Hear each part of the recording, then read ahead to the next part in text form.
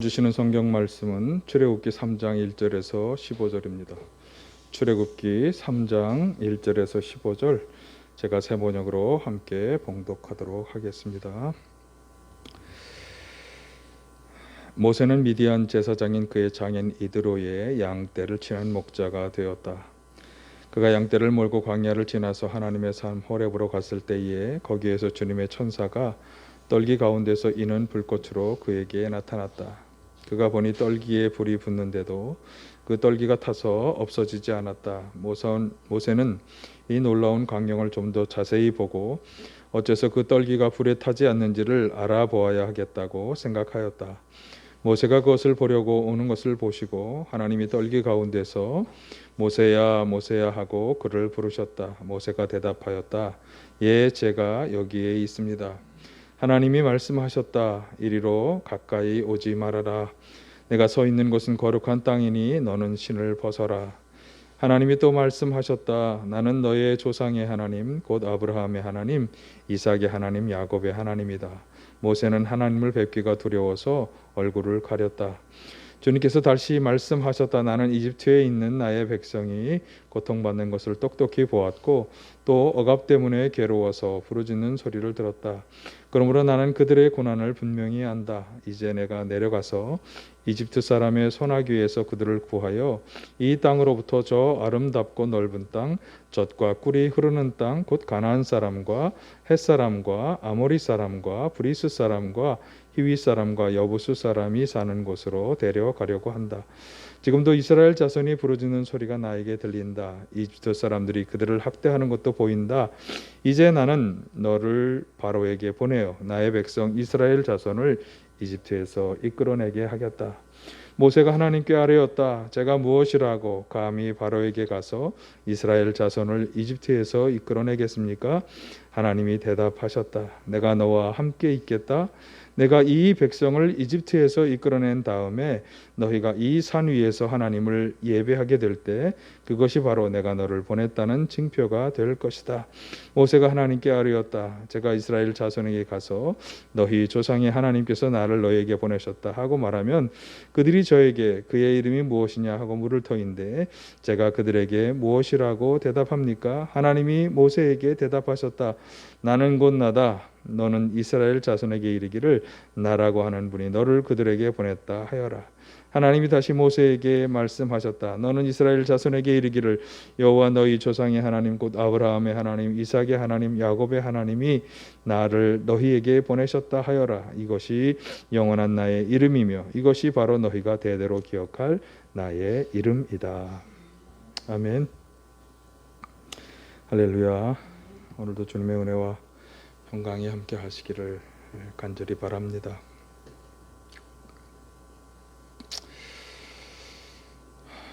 누구나 뭔가를 잘하기 위해서는 자기 자리가 있습니다.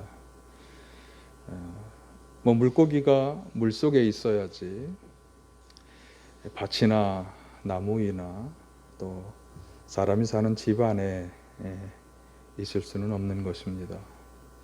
또 마찬가지로 새들의 왕인 독수리도 넓고 높은 하늘 창공에 있어야 하는 것이고요. 짐승들의 왕인 호랑이도 물속이나 하늘 위가 아니라 땅 위에, 그것도 정글이나 숲속에 있어야 하는 것입니다. 그곳에서 자신들의 능력을 잘 발휘하며 살아갈 수 있는 것이죠. 운동선수도 마찬가지 아니겠습니까? 박지성 선수나 또 손흥민 같은 그런 선수들은 축구 경기장에 있어야 할 것입니다. 또 유현진 선수, 또 김광현과 같은 그런 선수들은 야구 경기장에서 야구를 해야 할 것이죠. 또 김연경이나 또 이재영 같은 선수들은 배구 선수로서 배구 경기장에서 뛰어야 하는 것입니다. 그래야 자신들의 능력을 잘 발휘하며 좋은 결과를 얻을 수 있을 것입니다. 우리 그리스도인들의 경우는 어떨까요? 물고기나 독수리나 호랑이나 그들이 잘 살아갈 수 있는 장소가 있는 것처럼 또 운동선수들이 자기들이 잘하는 그런 경기가 각각 있는 것처럼 우리 그리스도인들도 그리스도인으로서의 능력을 잘 발휘할 수 있는 그런 곳이 따로 있을까요? 있다면 그것이 어디일까요? 오늘은 바로 이 점을 함께 생각해 보면서 오늘 본문의 말씀을 시작하고자 합니다. 지난주에 소개해드린 것처럼 모세는 히브리인의 한 사람으로서 사내 아이로 태어났기 때문에 그 당시에 일어났던 사내 아이를 죽이라는 그 명령으로 인해서 이제 생명의 위협을 당하였지만, 그러나 하나님의 계획과 섭리로 공주에 의해서 강에서 건져지고 또 어머니의 품에서 자라게 되고, 그리고 마침내 공주의 양자로 들어가 궁중에서 살게 되었죠. 그러니까 유대인이지만 이집트 왕의 궁 안에서 자라게 된 것이고, 또 히브리인으로서 이집트의 교육, 그리고 양자가 받아야 하는 그런 아마 통치자의 교육을 받았을 것입니다. 그러나 사실 그것은 그가 살 수 없는 것이었어요.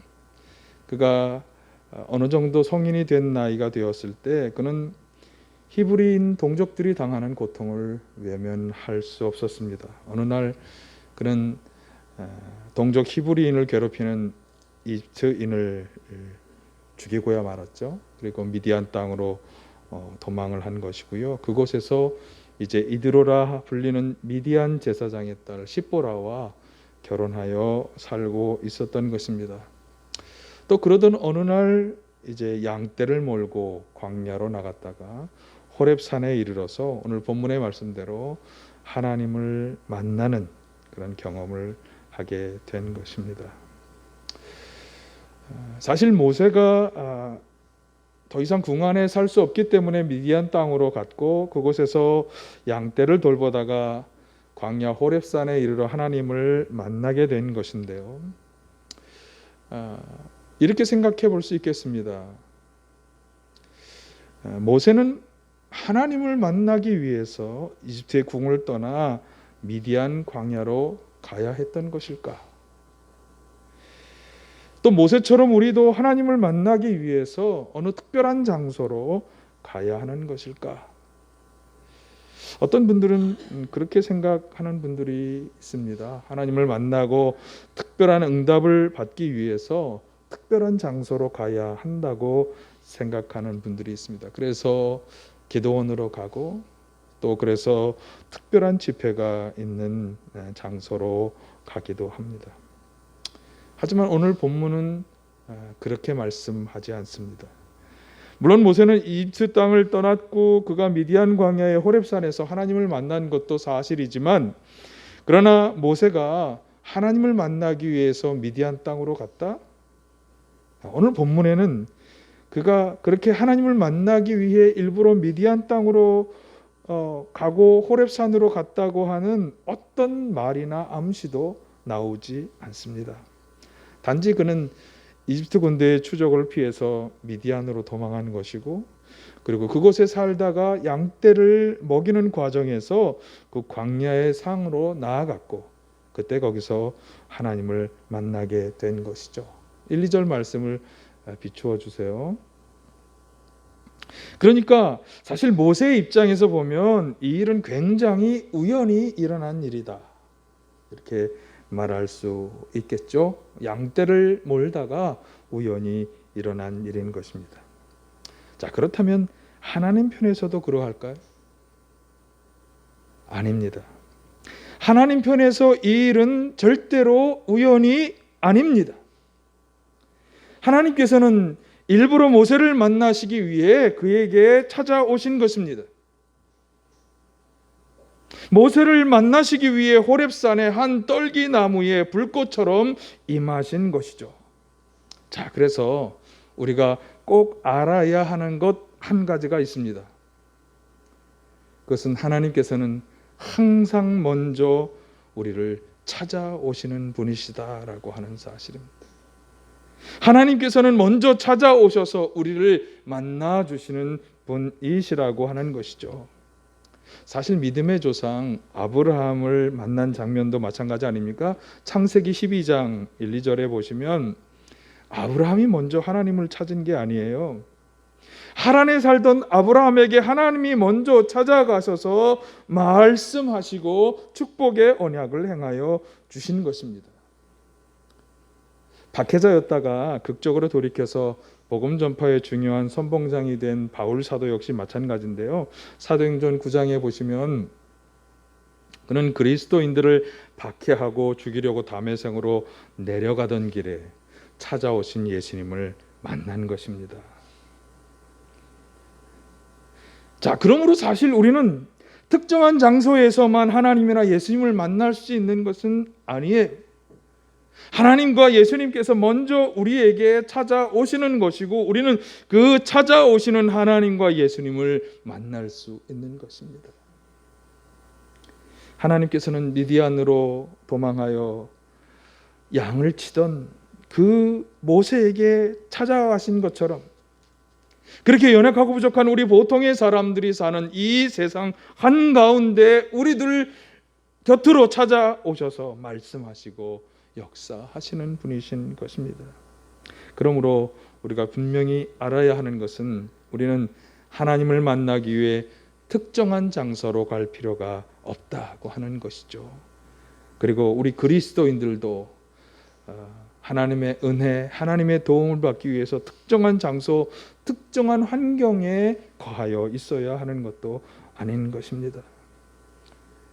물속에 있어야 하는 물고기나 공중에 있어야 하는 독수리나 산이나 밀림에 있어야 하는 호랑이와는 달리 우리는 어디에나 있을 수 있는 것이고 그 어디에서나 하나님을 만날 수 있다고 하는 것이죠. 왜? 어디에나 하나님은 찾아오시기 때문에.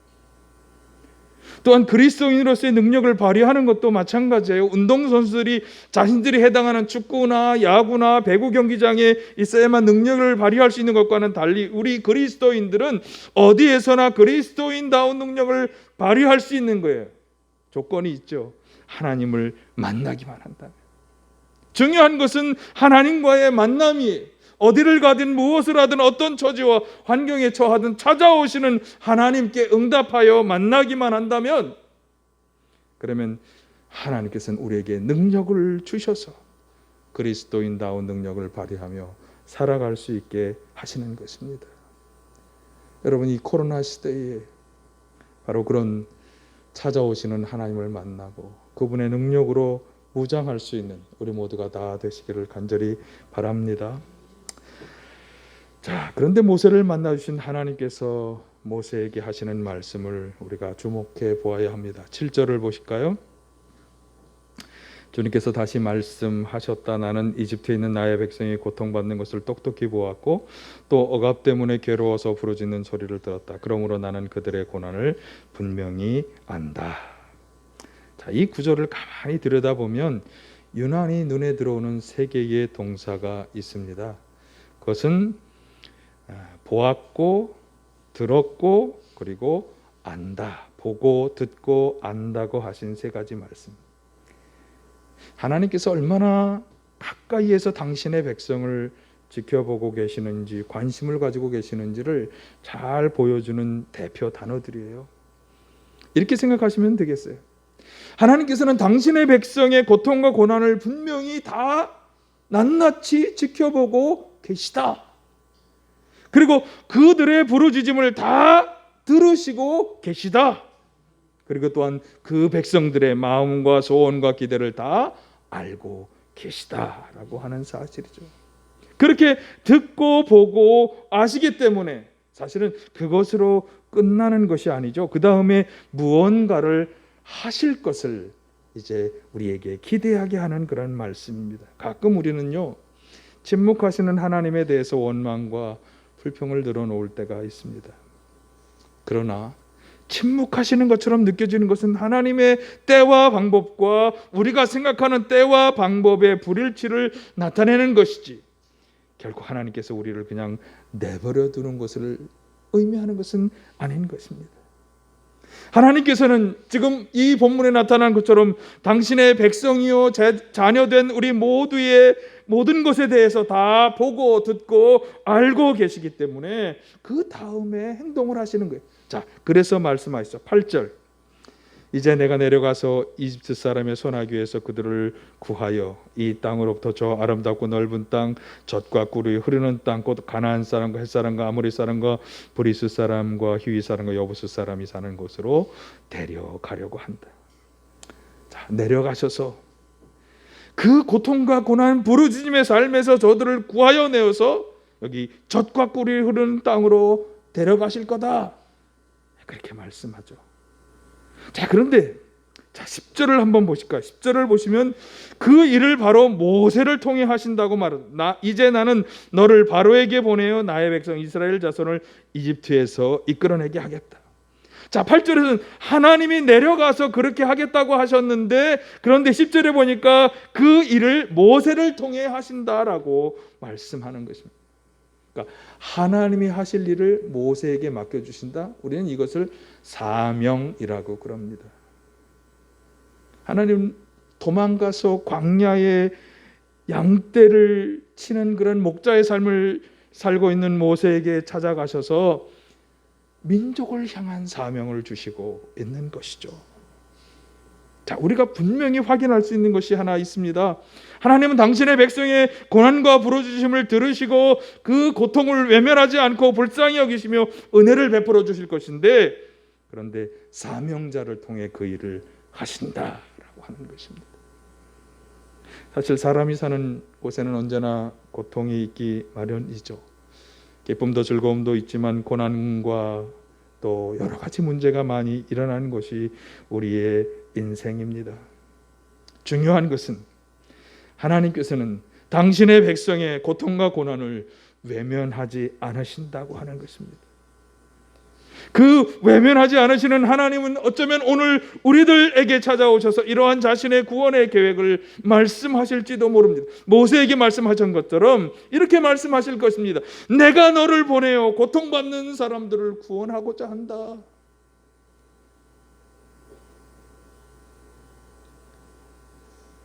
여러분, 이 말씀을 하시지 않을까요? 우리는 모두 하나님의 택함을 받아 부르심을 받은 예수님의 제자입니다. 그리고 우리는 이스라엘 백성들처럼 하나님의 약속을 받은 사람들입니다. 이제 하나님께서는 우리를 통해 당신의 구원의 역사를 이루실 것입니다.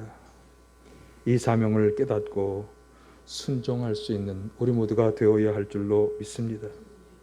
그런데요, 사실 순종 이외에 다른 선택은 없습니다.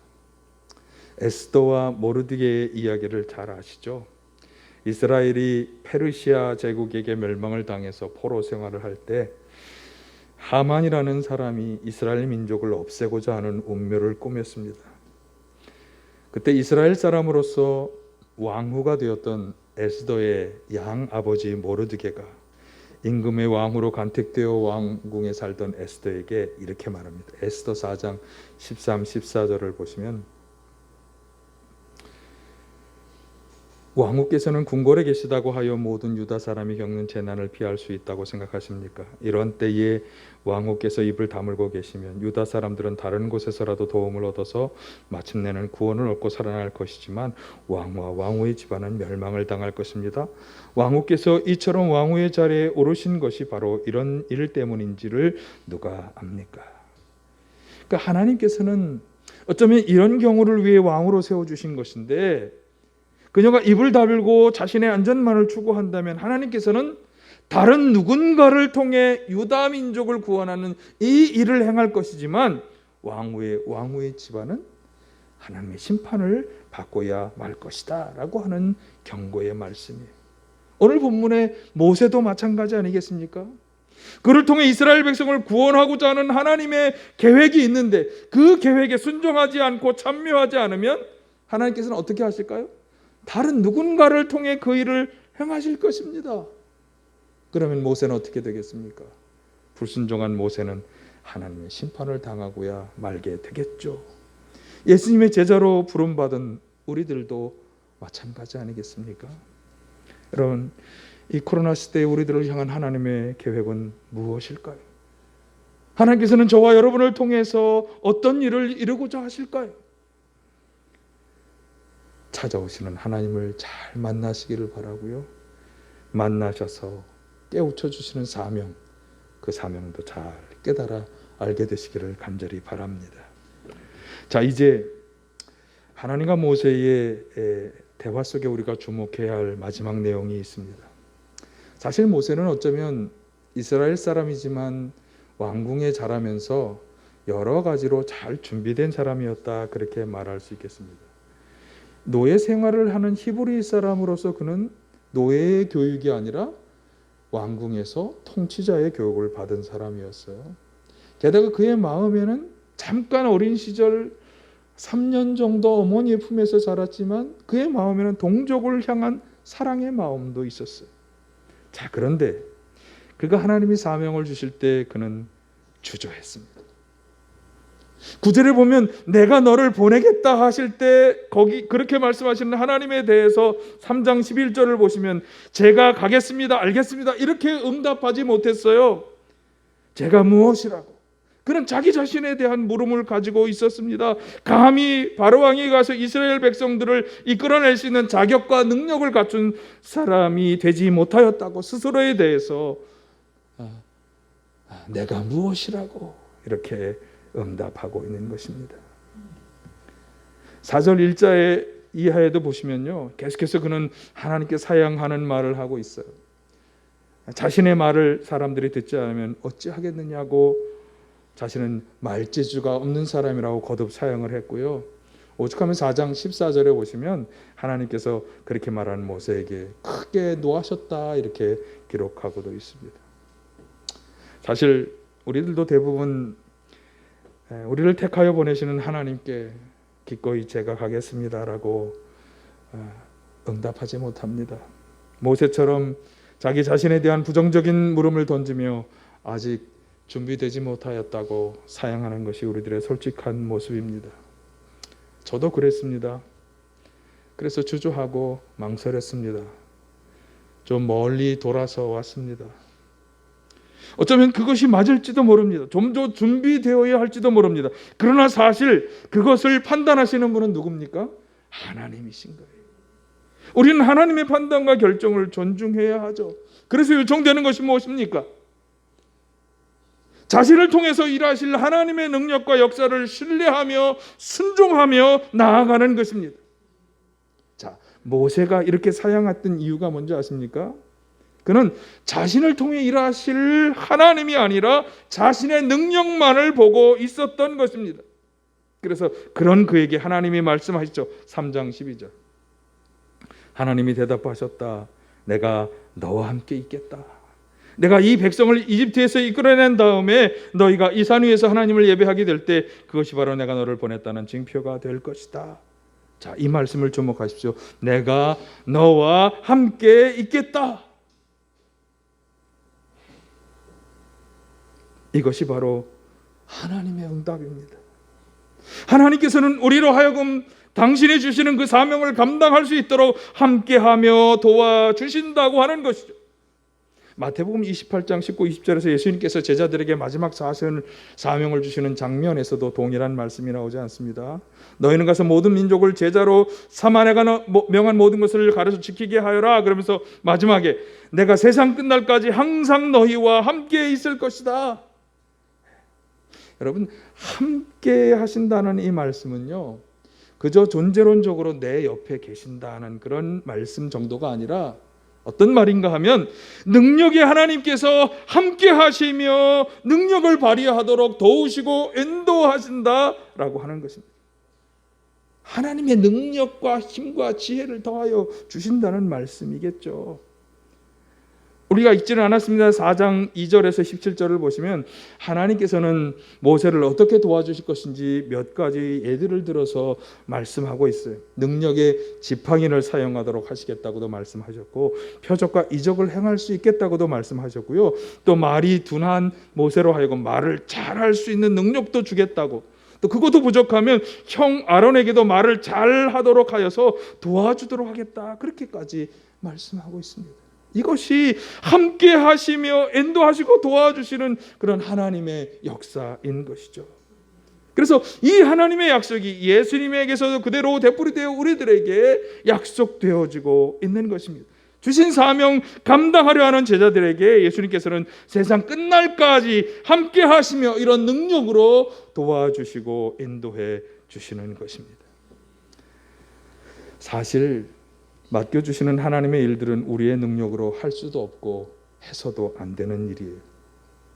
고린도전서 2장 4, 5절을 보면 바울 사도의 말씀이 그것을 잘 보여주는데, 나의 말과 설교는 지혜에서 나온 그럴듯한 말로 한 것이 아니라 성령의 능력이 나타낸 증거로 한 것입니다. 그것은 여러분의 믿음이 사람의 지혜에 바탕을 두지 않고 하나님의 능력에 바탕을 두게 하려는 것입니다.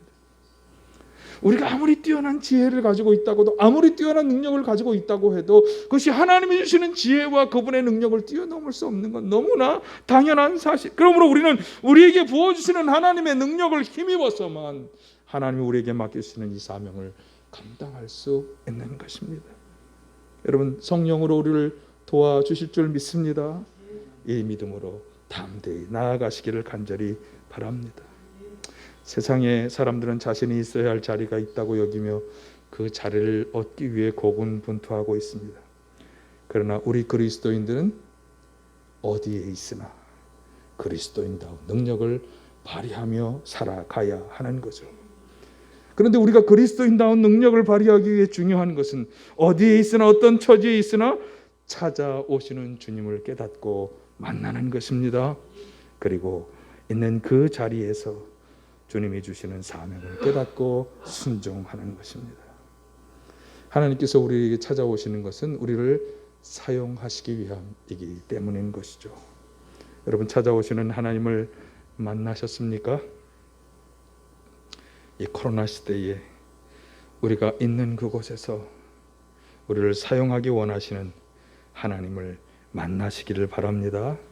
우리가 있는 그 자리가 하나님의 구원의 역사를 이루는 자리가 될 것입니다. 그것을 위해 우리를 만나주시고 함께 하시고 도우시고 인도해 주실 줄 믿습니다. 이 코로나 시대, 이 분명한 믿음과 확신을 가지고 주신 사명 최선을 다해 감당하는 우리 모두가 되시기를 간절히 축원합니다. 사랑의 아버지 하나님,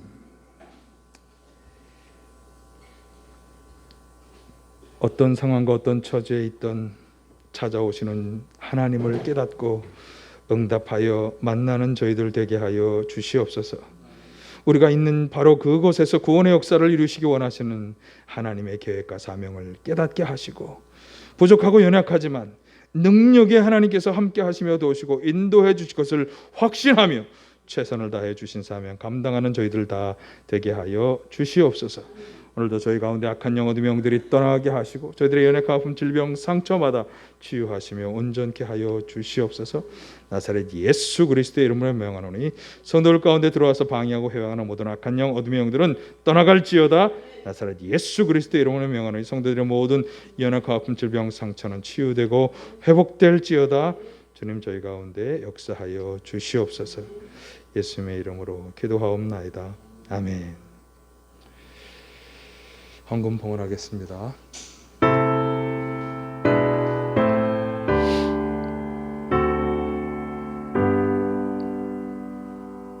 모든 것이 주께로부터 왔으니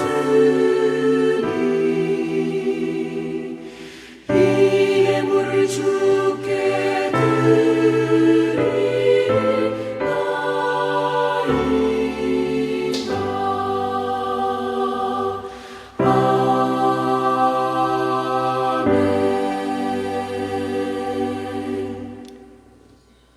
죽을 수밖에 없는 죄인들을 구원해 주시는 은혜를 베풀어 주신 아버지 하나님, 지난 한 주간의 어려운 삶 가운데서도 저희를 지키고 인도하시고 돌보아 주신 것에 감사하면서 앞으로 그렇게 우리의 삶을 또한 책임져 주시고 돌보시고 인도해 주실 것을 믿고 신뢰하는 믿음을 담아 정성을 담아 헌신을 담아 이 예물을 드립니다. 주일헌금을 드립니다. 감사헌금을 드립니다. 선교헌금을 드리고 11조 헌금을 드립니다. 건축헌금을 드립니다. 바친 예물마다 기억하여 주시고 역속하신 은혜와 사랑과 축복으로 함께하여 주시옵소서. 무엇보다 자신을 드리는 마음으로 주님 앞에 예배하는 성도들 가운데 일용할 양식을 주시며 능력의 손길로 함께 하시며 도와주시옵소서. 죄와 악으로부터 보호하여 주시고 악한 영 어둠 영들과의 싸움에서 승리하게 하여 주시옵소서. 더욱 많은 것으로 나누며 섬기며 봉사하며 살아가도록 하늘의 부요함을 허락하여 주시옵소서. 이 땅 이민족 가운데 은혜를 베풀어 주시옵소서. 어서 빨리 코로나 사태로부터 벗어날 수 있는 은혜를 주시옵소서. 특별히 이 땅의 교회들이 비난과 조롱의 대상이 아니라 하나님의 능력과 역사와 사랑을 전파하는 복음 전파의 주역들이 다 되게 하여 주시옵소서. 하나님을 경외하고 백성을 사랑하는 정치 경제 주자들이 세워지게 하시며 북한 동포들 가운데도 동일한 은혜를 베풀어 주시옵소서. 이제는 성부, 성자, 성령 삼위일체 하나님의 은혜와 사랑과 교통하시며 역사하심이 주님 앞에 나와 예배드리는 모든 성도들과 그 가정과 직장과 기업 위에 이제부터 영원까지 함께 하시기를 간절히 축원하옵나이다. 아멘.